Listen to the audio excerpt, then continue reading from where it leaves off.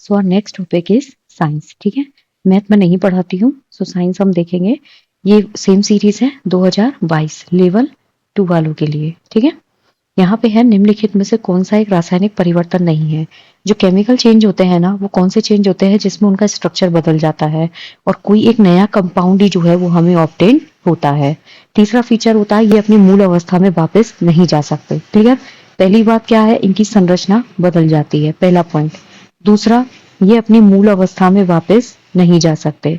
There is no scope to go back in their main stage. Third होता है इसमें कोई न्यू एलिमेंट जो है वो बनता है, यानी कि नया पदार्थ जो है वो इसमें बनता है। ये होते हैं आपके रासायनिक उदाहरण। दूध का जमना, ये केमिकल चेंज है। क्यों? क्योंकि दूध में जो लैक्टिक एसिड होता है उसके कारण ये जम जाते हैं और उसमें क्या होता है, ये दही में फॉर्म हो जाता है। ठीक है, जिसे आप वापस दूध में कन्वर्ट नहीं कर सकते। ये क्या है? केमिकल चेंज है। फल का पकना केमिकल चेंज है, क्योंकि उसका केमिकल स्ट्रक्चर जो है पकने के दौरान चेंज हो जाएगा। क्यों? क्योंकि जो इसमें स्टार्च होता है ना, ये स्टार्च किस में बदल जाता है? शुगर में। क्लियर? जिससे उसका कलर चेंज हो जाता है। जल का वाष्पन, ये एक फिजिकल चेंज होता है, इसमें कोई केमिकल चेंज नहीं है। मान लीजिए पानी वेपोराइज हो गया। क्लियर? तो जो H2O स्ट्रक्चर है ना, वो केमिकली नहीं चेंज हो रही है, सिर्फ फिजिकल उसमें चेंज हो रहा है।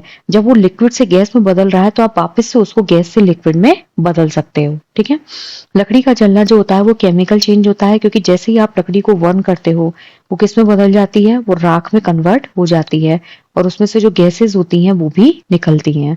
जब आप लकड़ी को जलाओगे तो वापस उसको आप लकड़ी में कन्वर्ट नहीं कर सकते। तो यहाँ पे क्या होगा, ये केमिकल है, ये केमिकल है, ये केमिकल है, लेकिन जल का वाष्पन जो है वो एक फिजिकल चेंज होता है। नेक्स्ट है निम्नलिखित में से कौन सा कथन सही है? व्यवहार संशोधन शिक्षण अधिगम का उत्पाद है। विज्ञान पाठ्यचर्या में कई कारक होते हैं लेकिन मूल्यांकन नहीं होता। शैक्षिक अनुसंधान का पहला चरण समस्या का चयन है। तो इसमें पहला और तीसरा जो है वो बिल्कुल करेक्ट है। तो यहाँ पर जो करेक्ट आंसर होगा that is option number C. क्यों? क्योंकि जो व्यवहार संशोधन होता है ना, इसमें जब आप अधिगम करते हो, जब भी आप लर्निंग करते हो, तो उस प्रोसेस में क्या होता है, आपके अंदर बहुत सारे चेंजेस इंक्लूड होते हैं, जिसकी वजह से जिस ऑब्जेक्ट की वजह से आप पढ़ रहे हो या जो भी लर्निंग गेन कर रहे हो, वो क्या होती है, इजी होना स्टार्ट हो जाती है। अगर आप लर्निंग के बाद अपने बिहेवियर में चेंज ही नहीं ला पा रहे हो तो फिर उसका आउटकम दिखेगा कैसे?